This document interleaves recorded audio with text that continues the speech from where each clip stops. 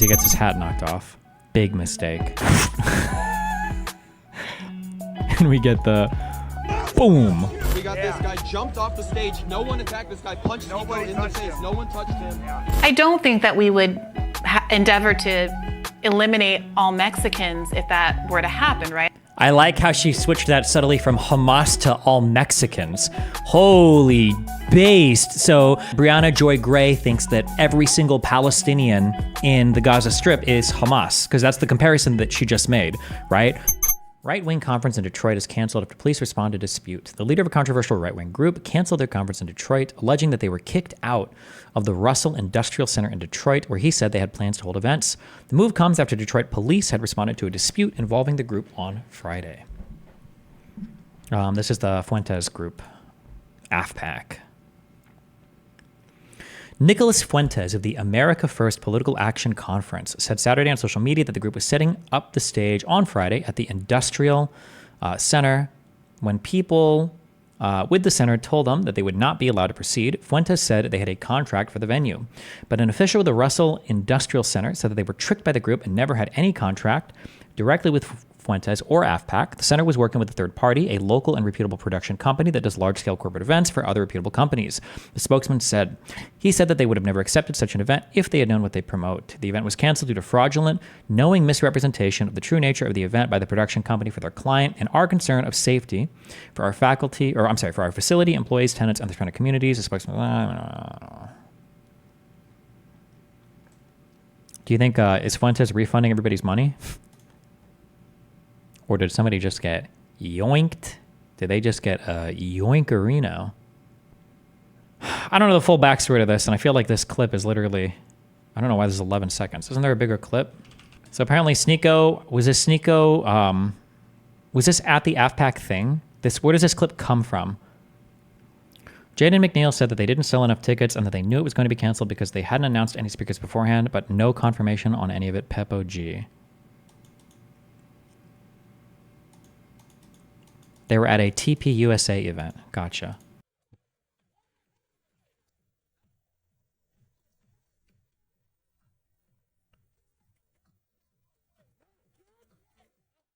So that's Sneako talking over here on the side.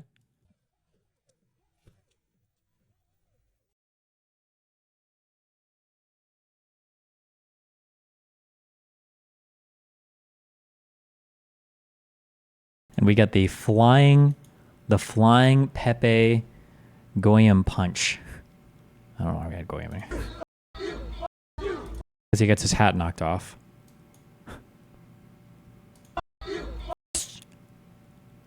Big mistake. And we get the Jesus. Boom. It seems Sneako tried to punch him. I don't know. I read competing theories. Some people say he was just trying to hit his hat off. Other people were saying he tried to hit him but missed and got the hat instead. I don't know what he's actually trying to do. I don't actually know if it matters that much. I think if you hit somebody's hat off, I think you're probably ready to get punched. That's like you're starting a fight at that point, right? We got Sneako here. He's got this busted up tooth. Smile for me, man. This was the security guard at this thing, at this event, right up here. Right up here. We got this guy jumped off the stage. No one attacked this guy. Punched Sneako in the face. No one touched him. He jumped off the stage. Nobody touched him. We literally see his hat get knocked off in the video, but okay. Sneako in the face. I watched the whole thing happen. This was just right now? Just now. Just fucking happened. The guy that he shut off the speech to go play his music, he just got rocked in the face. But I'm a non-violent person. You know, I care about America first. That's what it's all about. Yeah, man. We'll take it through the legal necessary ways we got to do because honestly, probably press charges now. The new right. Okay, this guy is the Solomon, the weird debater guy that I've argued against, right? Who every single thing he posts is basically Russian misinfo. I don't know who, is this Laura Loomer? Sneako, a resident retard. Is this the N-word girl and then Jake Shields? This is Dr. Lady. That's the Norwegian doctor on Twitter. Do I know who this is, or this is your new right? Dr. Anastasia Maria Lupus, 1.2 million followers. Okay. Anyways, congratulations to Sneako here, who got unbanned on Twitch. Nah, you gotta get mad. Get up. My hat. Ooh. My fucking hat. Damn, actually? Oh, shit. Oh, I didn't know that was bad. My bad, Brad. Like, actually. No, actually. Put the camera down. Wait. Damn.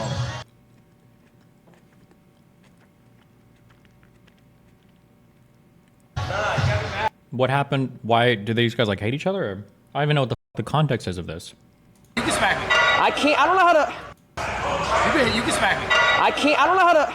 Full palm? Smack me.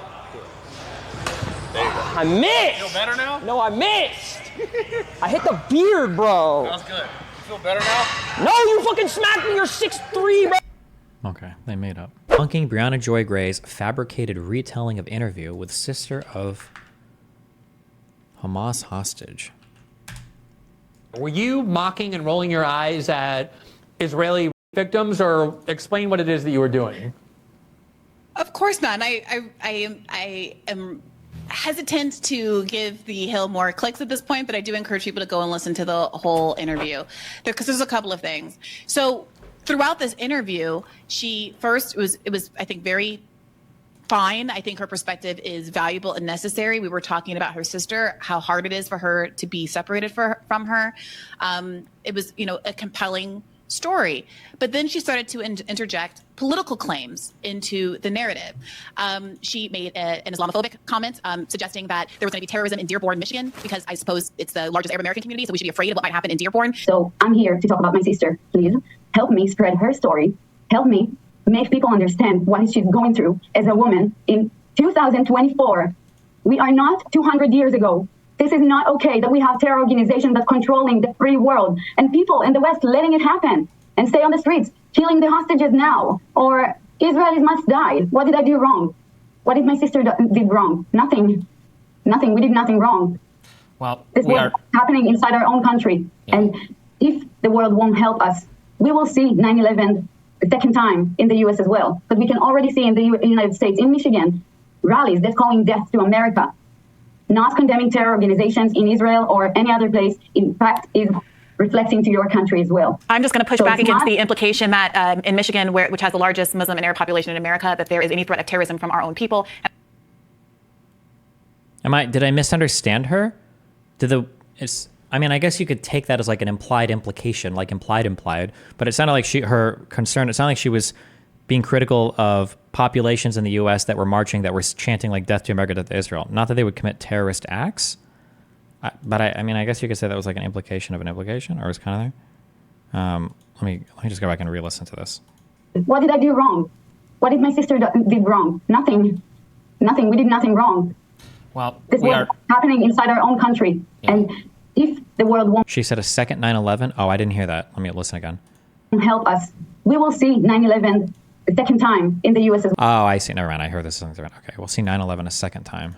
Country. Yeah. And if the world won't help us, we will see 9/11 the second time in the U.S. as well. But we can already see in the United States, in Michigan, rallies that's calling death to America, not condemning terror organizations in Israel or any other place, in fact, is reflecting to your country as well. I'm just going to push back against the implication that in Michigan, which has the largest Muslim and Arab population in America, that there is any threat of terrorism from our own people. And I would like to clarify also that one of the rationale that was presented for 9/11 was discussed with America's support of Israel's continued occupation of Palestine. So the idea that that one of the most subhuman, disgusting things you can ever see, like an anti-American hater, is people implying that Osama bin Laden had some valid savior idea of trying to help innocent people when the plotting of 9/11. Okay, you can read his letter to America. He wrote a lot. Bin Laden loved writing. Okay, half this guy's shit was on some insane fatwa jihad shit. Okay,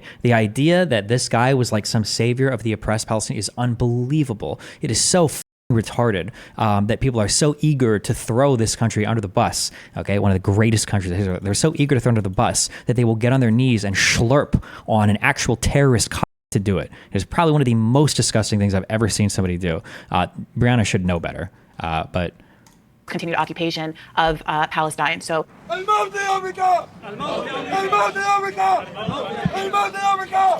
Malcolm X said, and I quote, "We live in one of the rottenest countries that has ever existed on this earth. It's not Genocide Joe that has to go. It's the entire system that has to go. Any system that would allow such atrocities and such devilry to happen and would support it, such a system does not deserve to exist on God's earth." Jesus. Wait, hold on. Is this part of Glenn Greenwald's, no, this is debunk. Okay, so I'm guessing whoever posted this is adding these clips in. That's okay. Sorry, okay. Of Palestine. So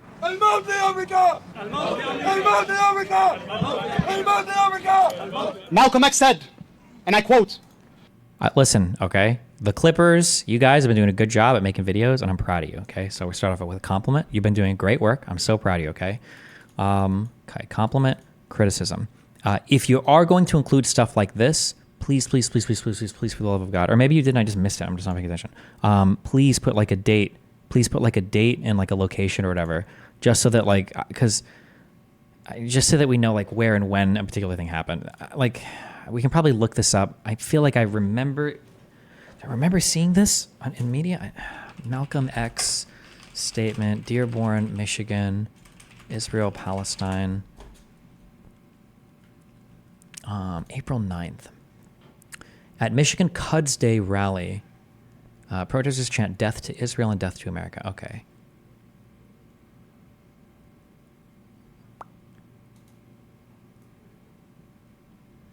Okay. All right. Just, but in the future, just like include. I think it's good to do that. I think it strengthens the video. Didn't it show the beginning of the rally clip? Fuck, did it? Maybe it did. Maybe it did. I'm just reading chat too much. Hold on. continued occupation of Palestine. So. Anti-Israel protesters chant "Death to America, Death to Israel" at rally in Michigan, New York Post. Okay, so he does include a link here, just no date. But okay, whatever. Okay, a little bit better. Give me the date. Okay, he did include an article link though. Okay, all right. Malcolm X said, and I quote, "We live in one of the rottenest countries that has ever existed on this earth. It's not Genocide Joe that has to go. It's the entire system that has to go. Any system that would allow such atrocities and such devilry to happen and would support it." Welcome to Dearborn, America's jihad capital. Oh, this has a link, February 2nd, but this predates, I think, this March. It's an opinion piece. Imams and politicians in Michigan City side with Hamas against Israel and Iran against the U.S. Such a system does not deserve to exist on God's earth. She talked about the now well discredited mass hoax on October 7th, suggesting that the idea that this is a hoax or that this has been discredited or anything of the sort, I don't believe that is true. I have only ever seen this claimed in that Intercept article that didn't really make a good argument at all. It seems like as more people get released, as more evidence and testimony comes out, as more investigation has been done, even according to the UN, it seems like the case is building, that there was like more instances of that happened. I've never, ever seen anything credible to the contrary. The only thing I ever saw hardcore call that into question was the Intercept, which was also citing like Gray Zone Blumenthal reporting, which is all bullshit. We dug into this.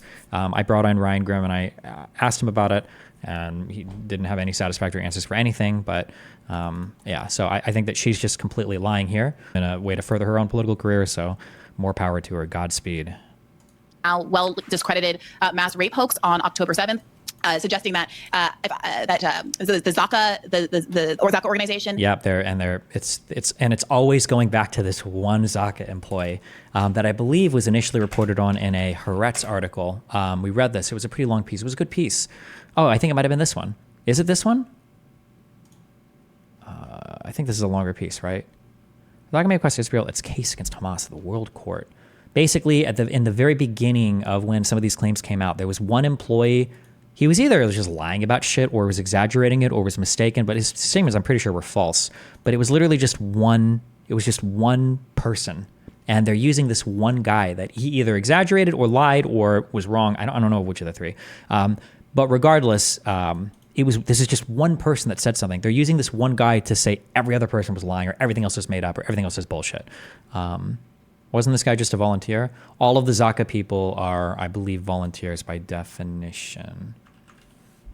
This was The Intercept one? Yeah, we already went through all The Intercept. The Intercept is not a trustworthy publication. You read it for entertainment, or you read it because you want to do like hardcore, like in-depth research into like verifying, fact-checking, debunking, whatever the fuck for stuff they're publishing. But you should never be citing or taking anything The Intercept says uncritically, because it's not a trustworthy publication.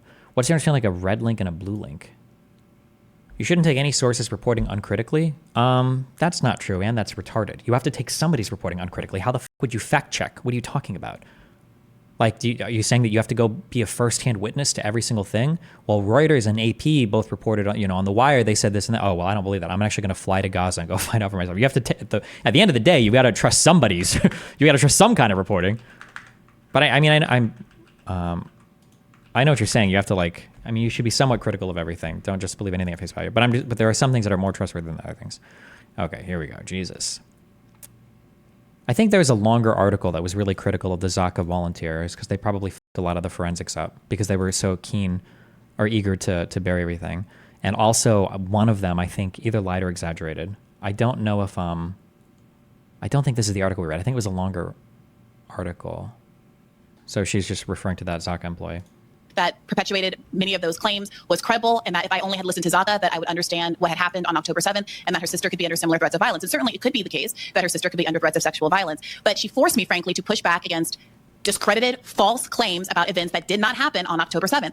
I'm not a politician, I'm not representing the Israeli government. This lady should not be giving this interview if she can't find a decent goddamn motherfucking microphone. There is no excuse for this, okay? Holy Christ. Not representing anyone except myself, my sister, and the women community, maybe, around the world. I can't say that I'm representing any more of that. I don't know what's going on in their meeting of the cabinet. I don't know what is going on the negotiation team. It's not my job to perform. My job is to take care of my sister and to show the world what is really going on right now, what is really going on to my sister, what really happened on October 7th.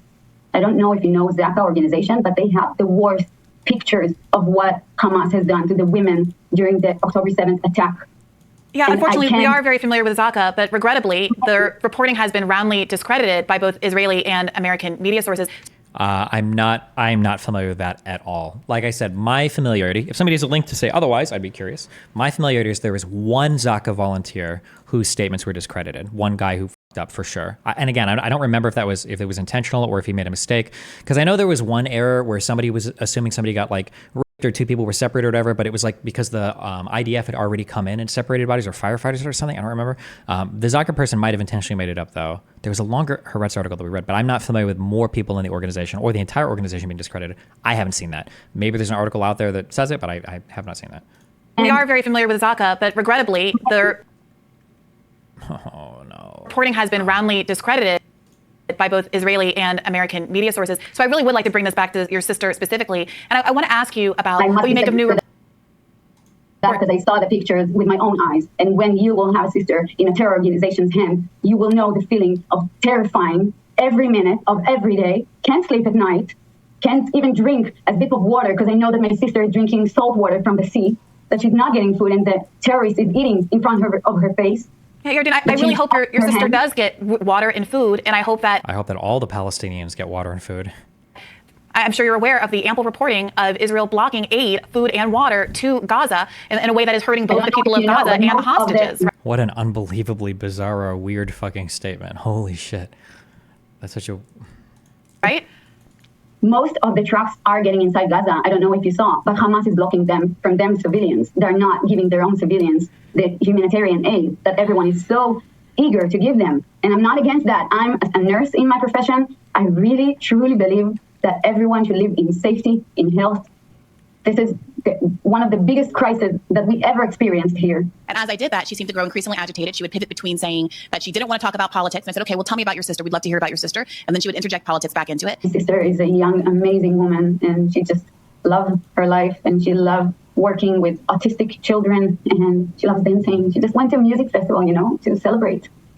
Can I ask you what we've heard from the Israeli government with respect to hostage negotiations. We've covered protests from hostage families who feel like Netanyahu is prioritizing return of people's family members, especially when their sister was injured. Jesus, the person who clipped this fucking sped it up. God damn it. Wait, hold on one second. I'll be back. Hold on. Bro, the way that the Reddit video player works, so that you have to do this weird shit to like navigate to actually fucking slow down the playback speed is obnoxious as fuck. You know, to celebrate.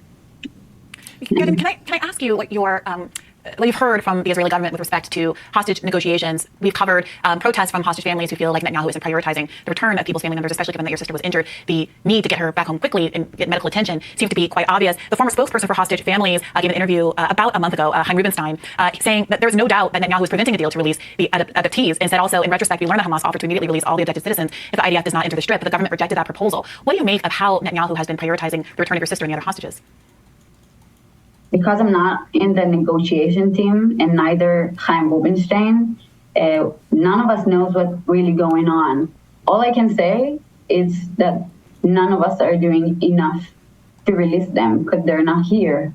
Not me, not my government, and neither the international community. The Times just reported this morning that Biden said, quote, there's every reason for people to draw the conclusion that Israeli Prime Minister Benjamin Netanyahu is prolonging the war for his own political self-preservation. This is after Biden's speech at the end of last week was met with statements from Israeli government officials saying that there wasn't an agreement about this hostage deal on the part of Israel, and that there was a gap between what Biden represented and what they would agree to. And after months of Netanyahu and members of his administration saying that the goal was to eliminate Hamas and that he would not agree to a ceasefire and hostage. Damn, she asked once, which I think is appropriate. This lady came on because she wanted to give an interview, and I mean, I think it's appropriate to ask a political question, but Brianna's digging hard. Jesus, okay. Exchange deal into that happened. Now, this seems to be Joe Biden saying again that what is obstructing the ceasefire process that could allow your sister to come home and get the food and get the medicine and get the care that she needs and to live in safety is being obstructed by Benjamin Netanyahu. Do you feel like he's putting his own personal political goals ahead of prioritizing hostage release? I really see that you want to talk political things, and this is not my profession.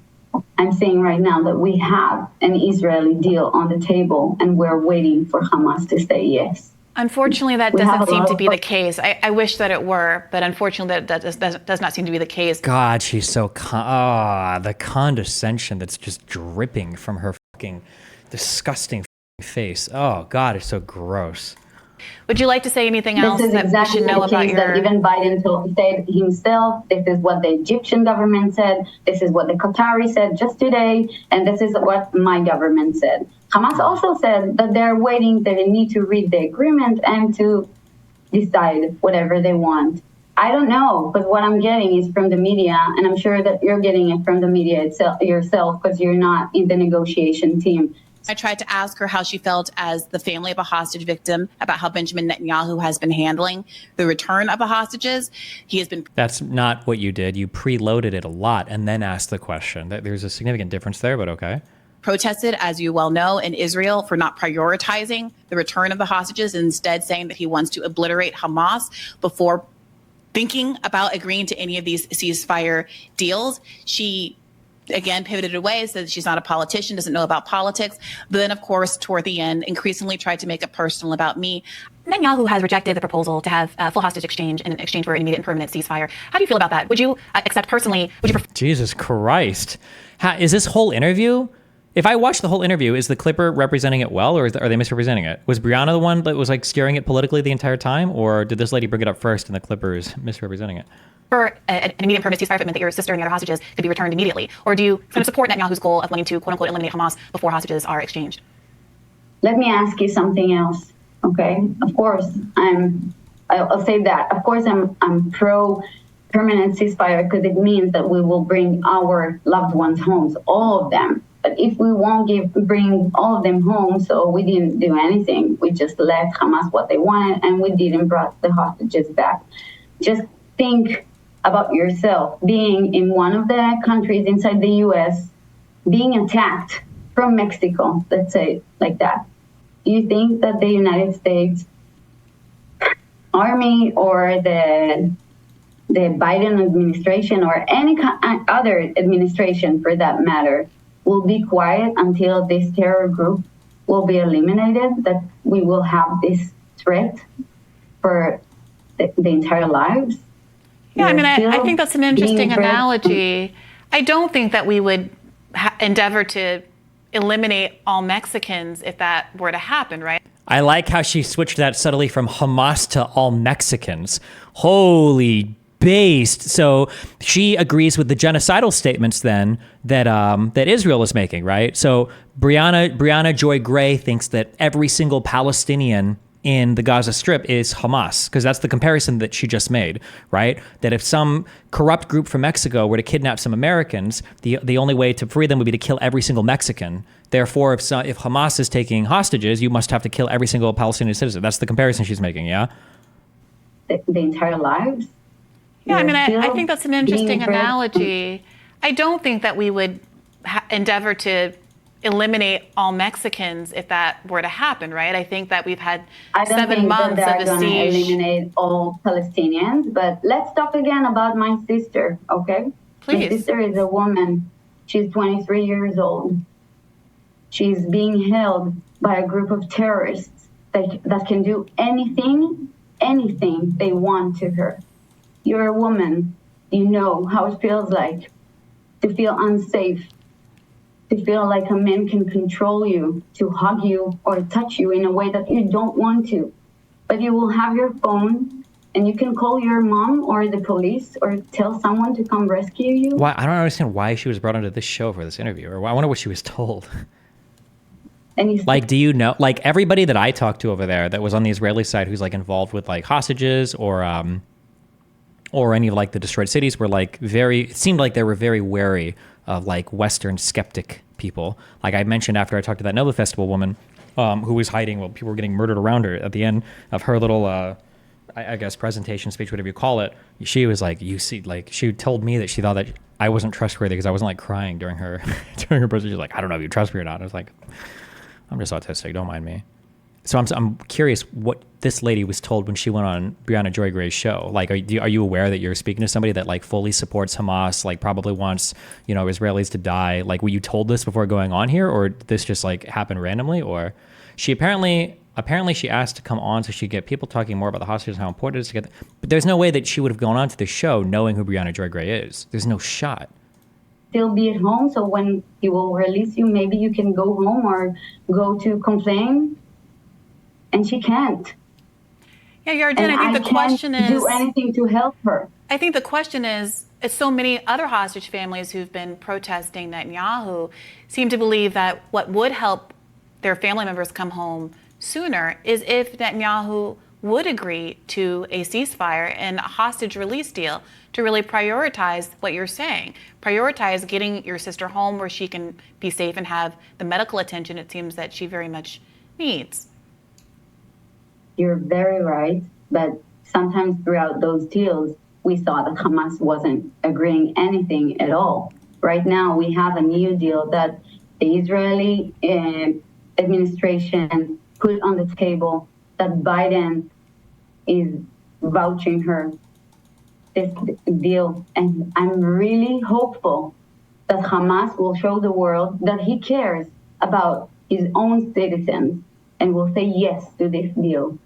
Because if they say no, I'm really hopeful that everyone can see the true face of terror. Is she gonna push back again? No shot.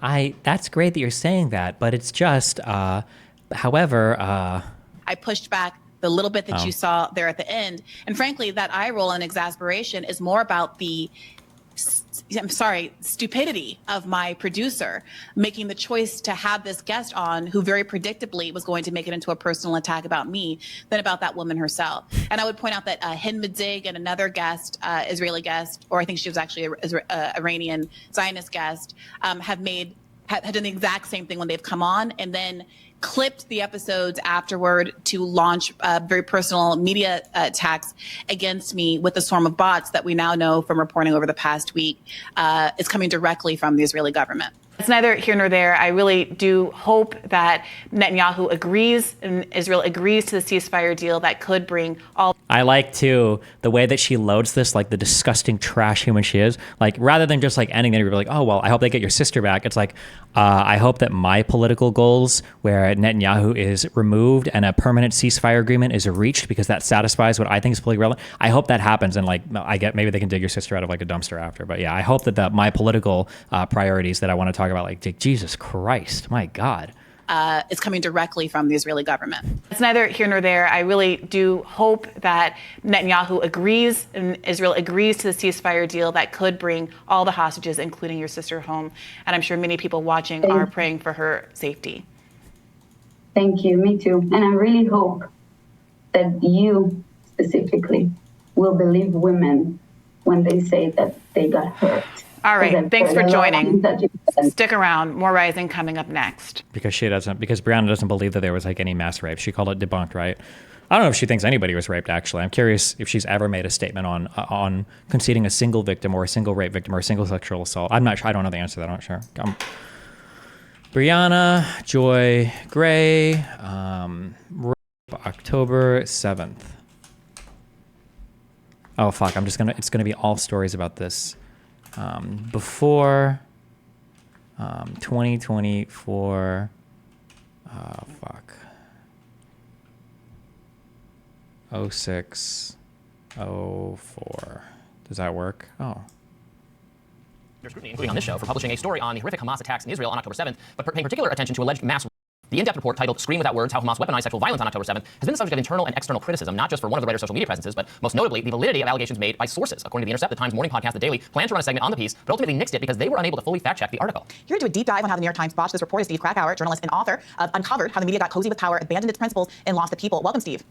Hey, good to be back on with you. All right, so let's just start out by reminding the audience how this story got botched in the first place. Can you give us a sense of what this So, by the way, there's no, I don't believe there's ever been a consensus that any part of the story was botched ever. She's just running with one Intercept story because people like Ryan Grimm are so like desperate and bloodthirsty that they'll deny literally any possible wrongdoing or bad thing that Hamas could have done towards any Israeli citizen. So all of this is built on that one Intercept article. What the initial New York Times reporting was and what we've learned since then. Yeah, it's interesting. I think that there was certainly a botching of sorts, although I think that we will maybe disagree on the scale here. The New York Times published a very provocative, very explosive piece. Didn't we read the article on stream? Yes, we went through all of these. There were like 5 or 6 different articles and replies and then sources that we went through, yeah. Since done a follow-up piece to it that alleged, as you kind of mentioned in the headline, this idea of weaponizing sexual violence, this idea of a systematic mass rape that occurred on October 7th with Hamas. And so this is something that was reported out by 3 reporters, 2 of which in particular have gotten the ire of the critics of the New York Times here, one of which who is an extremely credentialed Pulitzer Prize-winning journalist, Jeffrey Gettleman. And there was a series of criticisms of this piece, and it was looked at by a variety of outlets that I think have a certain point of view related to it. But I also think that, I'm someone who, if you look at Uncovered, my book, I go deep into different stories related to the New York Times. I'm not one to defend the New York Times, but I actually think that there's a nuance here. I'd love to get into that. That's why I love the show. But I think that it's a little bit more complicated than just the criticisms, particularly of the Intercept piece that has raised big questions about sourcing, questions about the key source, continuing the initial source that's in that piece. But I also think that there's more to the story as well. It looks like, though, one of the main authors you mentioned, Jeffrey Gettleman, but also that they were relying on this freelancer who had actually had very little previous journalistic experience, who was making these kind of very agitated, provocative claims that this was a major story. This really set the tone for the coverage of what was happening on October 7th. And some factual assertions have come to light, including one of the victims' families, publicly disputing how that issue was how they framed what had happened to their daughter, and on and on. So this is an example of like dog shit, like first grade level reporting.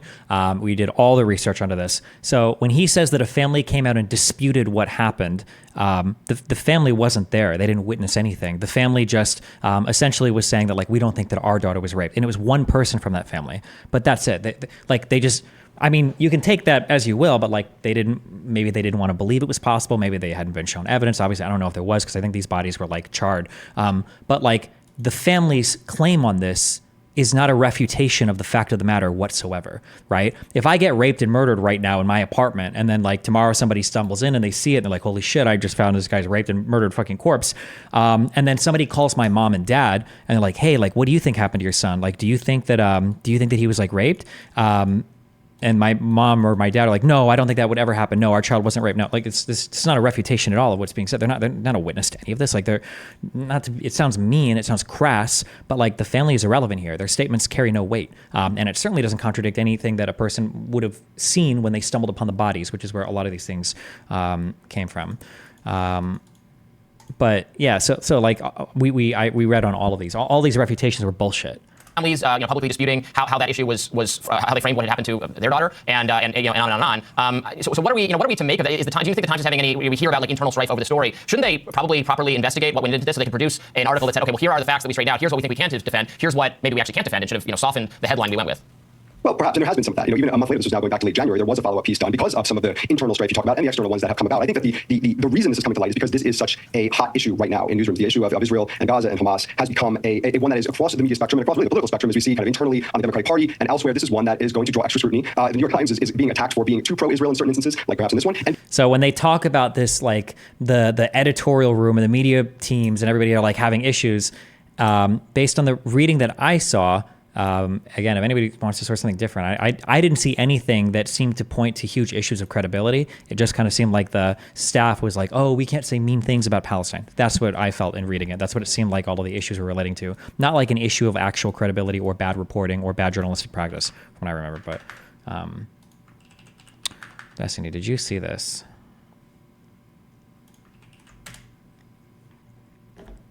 Damn, he even has my alt blocked. For the last 2 years, the shill has been paid by @ProgressiveVic to tweet his ignorant contempt of anything conventionally masculine. He's been a sock puppet influencer, mouthing the script for the DNC since July of 2022. No one should have taken him seriously. Do I get paid by... I don't think I've ever been paid by Progressive Victor in my life. Does he just like... I guess... Is it masculine to just like lie and make shit up? Wouldn't these people consider these like feminine traits?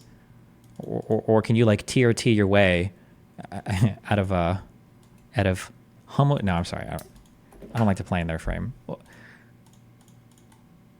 Like I don't get paid. I don't take money from Progressive Victory. I'm trying to think of if they've even covered a flight of mine. No, I raise money for these motherfuckers. What are you talking about? I literally did that Act Blue fucking campaign bullshit or whatever. Paid for one of my canvassing events. Read the replies. I can't because it's on some. He's got me blocked on everything, and he still quote tweets me.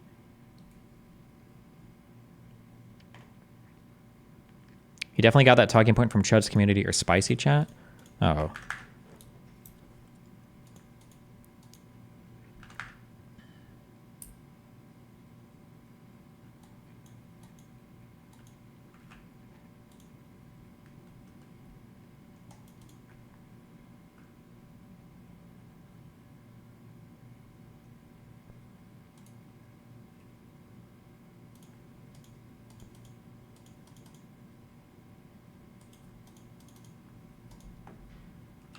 Destiny, is this you? Wait, fuck.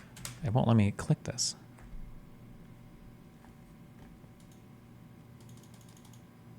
I don't know if it's me or not. Right.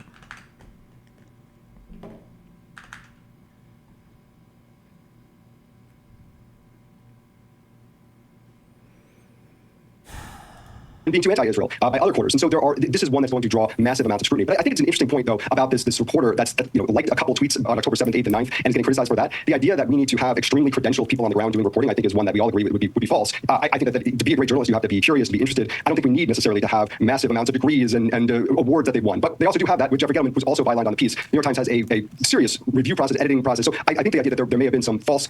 It's so based when DGGers make things up about Chud's community, but it's really not based at all when Rello does it about Tiny. What do DGGers haven't even come close to scratching the surface of how degenerate and fucking retarded the spicy chat is. I don't even think most of my community is aware of the spicy chat, but the vast majority of shit in there that's said about me is literally unhinged, retarded shit. Like Kiwi Farms writes higher quality content than the degenerate fucking retards that drag their knuckles around in that fucking Discord community.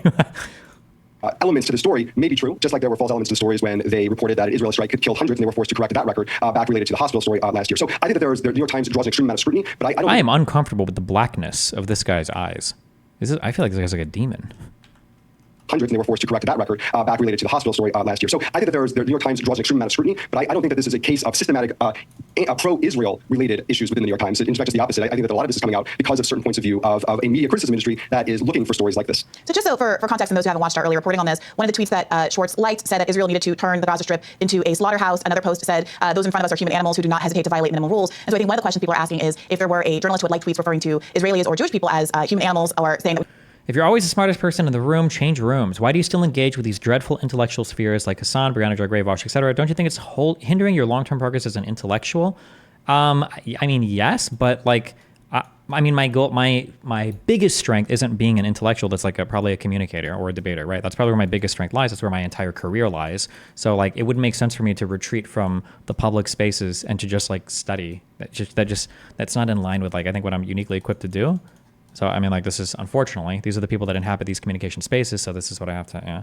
We need to turn Israel into a slaughterhouse. Would they still be hired by the New York Times, especially when they didn't have much in the way of journalism experience to begin with? Also, what is it, her nephew that was the other author that was hired on this piece? And moreover, I want to get to this question that you just raised about whether or not there's just bias that goes both ways here at the New York Times, because the question isn't whether or not there was an error that was corrected, as with the hospital bombing story, but whether or not following the, well, first, whether the reporting actually had anything affirmative to make the case about sexual assault allegations in the first place. So one of the issues that the Intercept reporting uncovered was that Schwartz had reached out to these rape crisis centers in Israel, had been told that there wasn't any evidence that they could provide her that these rapes had taken place. That information wasn't reported in the story, and the absence of evidence was taken to stand in for this accusation, this pretty serious accusation, that there was a widespread weaponization of sexual assault that was intentionally done by Hamas on October 7th. So, speak to me. You're saying that there's more nuance in the story, and you seem to be implying that the Intercept, the Gray Zone, Infrattata, the outlets that really led with uncovering the story have their own bias here. Do you really think that these are equivalencies? Oh, yeah, absolutely. And Brianna, I want to say, this is why I love the show. I think you and I will strongly disagree on this topic, and I think that's fine. A couple points here. First of all, that rape crisis center element of the Intercept reporting they have actually now come out and said there was sexual assault. I think one of the biggest problems here is this idea of systemic violence, or that it was this coordinated effort. That bigger picture has really obscured the reality of the idea that there was any sexual assault that took place. Oh, shit. Wait, who the fuck is this guy? Steve Krakauer. Okay. I don't want to spoil this guy because he might be fucking unhinged or whatever. There probably is room to criticize the initial New York Times story, because the idea of a systematic, like intentionally applied from the top down sexual assault or rape scheme, the New York Times story, I think you could argue that they went too far there, that they shouldn't have used that word, the systematic application of sexual violence. And he's making that criticism. I think that's probably a fair criticism, that can be argued. But people like Brianna will just say, like, all of it, the whole story was debunked, or all of it was bullshit. But by Hamas against Israelis that day. I think that it is absolutely absurd to say that is completely and not true. That did not happen. But that's not the argument, though, Steve, right? No one's saying that. You can't prove the negative. That there was no sexual assault. But the specific allegation from the New York Times was that it was systemic and widespread, right? That it was an intentional part of the war effort here, right? And I think that that's where we get into this fuzzy area, and where I think that there is legitimate reason to question the framing of that initial story, particularly the headline. Systemic doesn't have to mean top-down order, and these people don't understand that. And these people understand that when they're talking about systemic racism. You're correct. That's why I'm saying there's an argument to be had for thought. But if 1,000 people invaded a country and 400 of them committed rapes, there might not have been a top-down order, but you'd probably still say there was like systemic sexual violence, right? I think that's a fair statement to make. That's where you get into the weeds of like arguing, well, what does systemic mean? Are we implying that there's an order given? Are we just saying a lot of it happened, or it seemed to be like a pattern, hence systemic? Yeah, that's. But Brianna would just deny. Somebody link me something, please. I would be surprised if Brianna has admitted to a single sexual assault or rape in all of this. If I saw it, I would be pleasantly surprised. Oh, okay, at least she said this. Like, oh, okay. But I'm curious if she's given like even one where she's like, oh yeah, okay, this one might have happened. This one probably happened. And as Robbie read. But I also think that what we have here is, as some of these outlets you mentioned, The Intercept, Gray Zone, Mondo Wise, these are outlets that are have a point of view, have a conclusion, and are in search of... That other publication that he brought up, Mondo Wise or whatever, is also like, you should never be reading this for media. It shouldn't be part of your media diet. I got all of these when I was researching that story. The Intercept, the Gray Zone, Oct 7th, Fact Check, and Mondoweiss, Mondovis or whatever. None of these websites are you should just never be reading them. There's nothing of value here. If you want to read them to do like fact checking or to practice like diving down bullshit claims or extensive research, you can do that. But nothing. These are sites that are wholly not. You shouldn't take anything that they say seriously.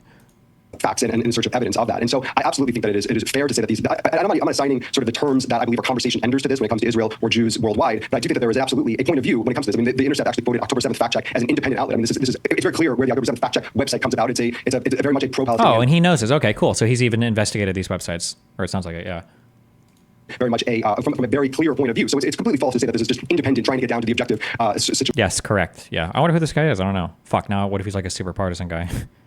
Here. So I think that that's the case. Now, I think that we are painting with too broad a brush to say that this story has the sort of holes in it that require a full-scale look at the New York Times as an organization that needs to be, that is somehow irrationally pro-Israel. In the Intercept reporting, I found this incredible piece where there was a person who was in theory pushed aside because he dared to say that describing Hamas as a terrorist organization was going too far. I think that it's absolutely absurd to say that we can't describe Hamas as a terrorist organization. So that is some sort of evidence of this pushback within the New York Times that somehow pro-Israel is again going too far. Well, so just to clarify on that point for people who aren't aware. I would say also it's a minor thing, and I realize it. This is a fight I've lost before I've even taken it up. I really don't like the describing of Hamas as a terrorist organization. Hamas is the government of the Gaza Strip. They are the sole administrators. They are the government. They represent, to some extent, those people. It might be, through dictatorial means. They don't hold elections, but just calling them a terrorist organization, I think, betrays, like, the institutions that they run in the country, how embedded they are in the country, and the capabilities and the responsibilities that we would expect them to have in that country. Hamas is the governing body in Gaza, and they should be referred to as such. You could say they commit terrorist acts, they act like terrorists, but to just call them terrorists, I think downplays what they do. Evidence of this pushback within the New York Times that somehow pro-Israel is, again, going too far. Well, just to clarify on that point for people who aren't aware, so the reporting was that the New York Times' own internal standards was to not refer to Hamas as a terrorist organization, as the government and municipal leader of Oh, based. Well, but I wonder if the New York Times does that to be nicer to them. Fuck me.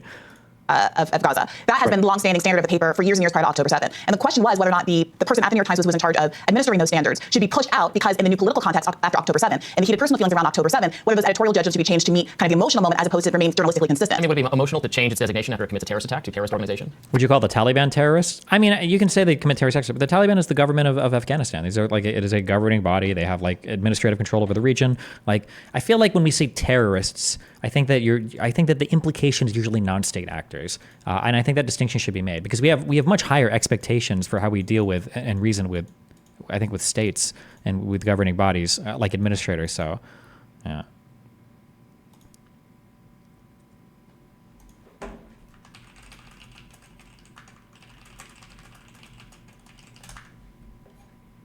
Well, the behavior behind October 7th, right? I mean, it was Hamas. Right, but the argument Hamas has been part behind attacks like this for a very long time, and the editorial standards still stand. So the question is, I just want to be really clear that the status quo of the New York Times, a paper that is rarely, if ever, accused of being pro-Hamas or pro-Palestinian, was to not refer to Hamas in that way. So the movement there, the bias was in a different direction of the status quo that was established already at the New York Times. Just to be clear about the posture of that reporting. I think I'll let you go, but we'll give you last word. There's also pushback from the New York Times about whether this person was actually pushed out over that. I think that this is a very complicated issue. I will say, in my book Uncovered, I get into the New York Times. The New York Times is a major corporate media, legacy media outlet that has tremendous power. I believe their power is eroding, but is this great microcosm for these sorts of debates. And I do think that it's important to have discussions like this about the New York Times and about the media. I remember you praising Brianna before for something recently. No shot. She's one of the dumbest people in media, or one of the evilest people in media. At large, because it's an important industry and it's important, particularly about this particular issue, it's important to kind of draw the lines of what is ethical in journalism when it comes to the American media when covering these issues that are really complicated. The book is Uncovered. Steve Krakauer, thank you so much for joining us. Thanks for having me. It was her Jan 6 takes? Oh, maybe, just because she's like, doesn't support Trump or whatever, but, okay. Okay. This child says American soldiers examined his jail, shot his 12-year-old brother, let him bleed to death on a mattress, and put out a cigarette on his neck. Biden's army.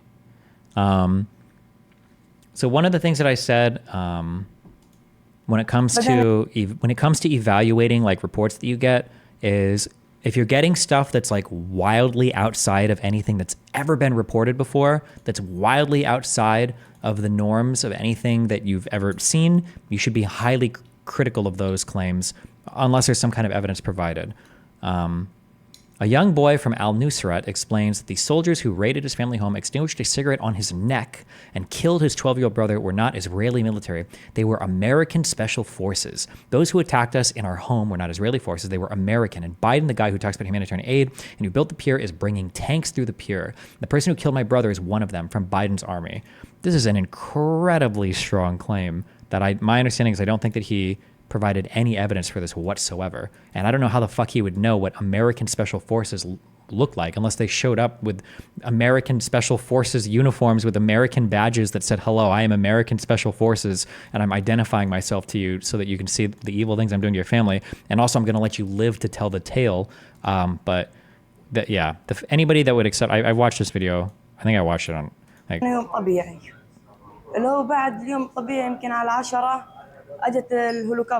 the fact that like Brianna is so eager. This is what I say also when you talk about selective skepticism.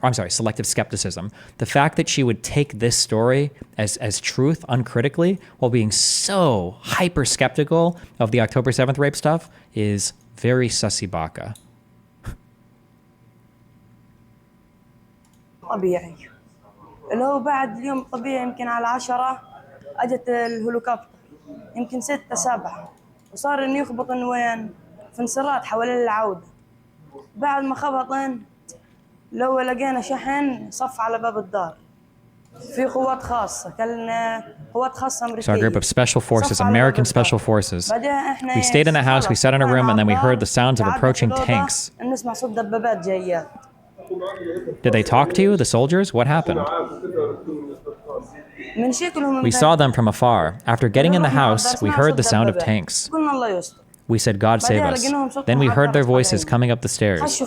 They broke everything on the bottom floor and then got up to the second floor. First thing they did when they entered was to shoot at us. They shot my brother, Muinin, here, and in his belly near the kidney. I saw him. Then he shot me in the finger, and God saved me because the bullet ricocheted towards my aunt. After the bullet hit my finger, it got my aunt. And after that, he shot my younger brother and he died. God rest his soul.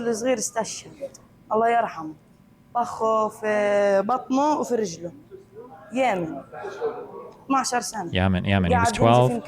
He bled for about a quarter of an hour on the mattress. Afterwards, he took my grandfather and father. They blindfolded them and then they wanted to take me. But my mom told them I'm young. To check that I'm young, he undressed me. Once he checked, he took me to the living room.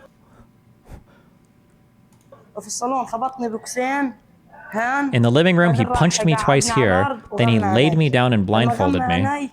After he blindfolded me, he told me to put my hands behind my back. I put my hands back, but tried to resist when he started tying them. So he put his shoe here and pressed down so I quiet down. So I stopped making noises. Those who attacked us in the house were not Israeli forces. They were American forces. And Biden, the guy who talks about humanitarian aid and who built the pier, is bringing tanks through the pier. And the person who killed us killed my brother and shot my other brother. He was American, from Biden's army. One of them put out their cigarettes here. He was smoking on the sofa while I tied... Are there any scars or anything on this guy at all? Is his skin just crystal clear? Maybe it's just low resolution? Or also getting a child like this getting punched in the face twice by American Special Forces, doesn't have a single mark. Maybe this happened months ago. Do they have other pictures? Or also, wait, is he missing a finger? He got shot in the finger by, I assume it's going to be some kind of 5.56 round, right? Or some other special... Or no, I'm sorry, hold on, I'm sorry. We can apply some critical thought here. If he was missing a finger, he would be holding it up and showing. He has a cast on his finger. Oh, okay. Then maybe it's just in gauze. Hold on, 226. Oh, I see. The cigarette story. He was smoking on the sofa while I was tied, and then he put it out here. That's what happened. My name is... All right.